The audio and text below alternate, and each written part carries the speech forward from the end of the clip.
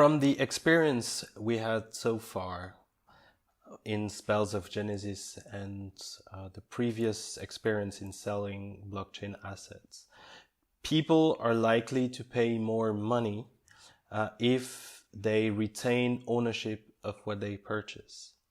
If you look at physical card game, people tend to spend more money into assets they have the control, they own, than in digital services, digital games, where they have to trust the operator to be online to operate in order to keep their possession.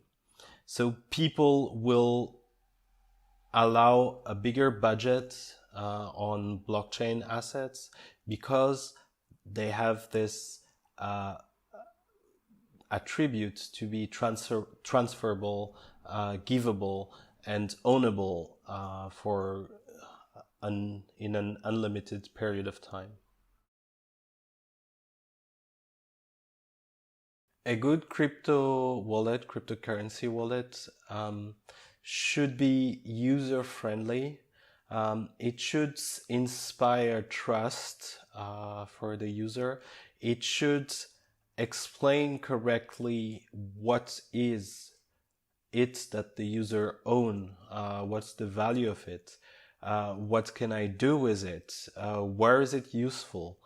All these things are very important to be displayed in the wallet, and it should have a high level of interactivity with different online services, meaning the user should be able to browse internet services, and these services should be able to talk to the wallet. So if the service wants something from the user, for example, a cryptocurrency or a token, the wallet should ask the user if he wants to send whatever amount to whatever website. It should be clear, understandable for the user, and very straightforward. The wallet should hold or give the possibility to hold a private key, meaning the full control on the user and locally in the system. So it should be, of course, very secure, and it should be clear and communicated to the user who actually is in control and who has access to what kind of data. And the wallet should be able to sign message for the service, the web service.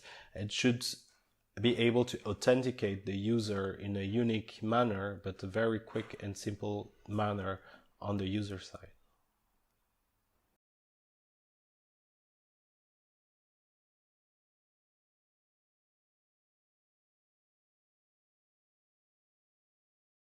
The weak points of the actual ecosystem, I will say, is security.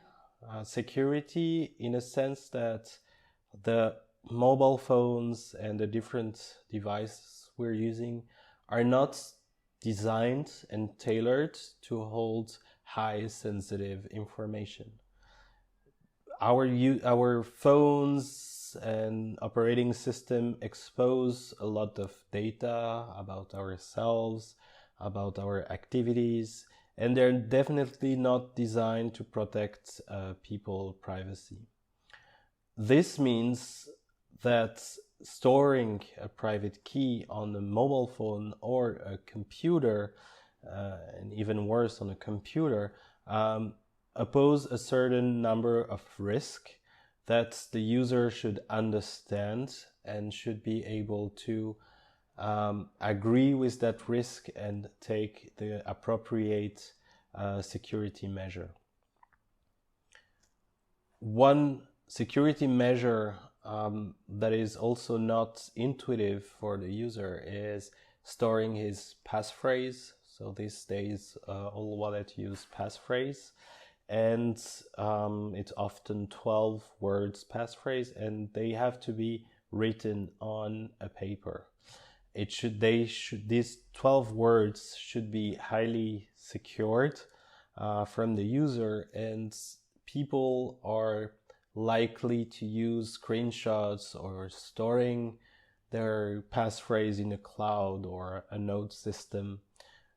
It's enough to protect from, I will say, people around home or office taking on the phone. Maybe there is a password on the phone, but it's not protecting against all the web attacks, malicious applications that are stored on the computer or on the system, which is very easy for them to steal data that we're putting online. So educating the user is the only thing we can do to protect against these threats.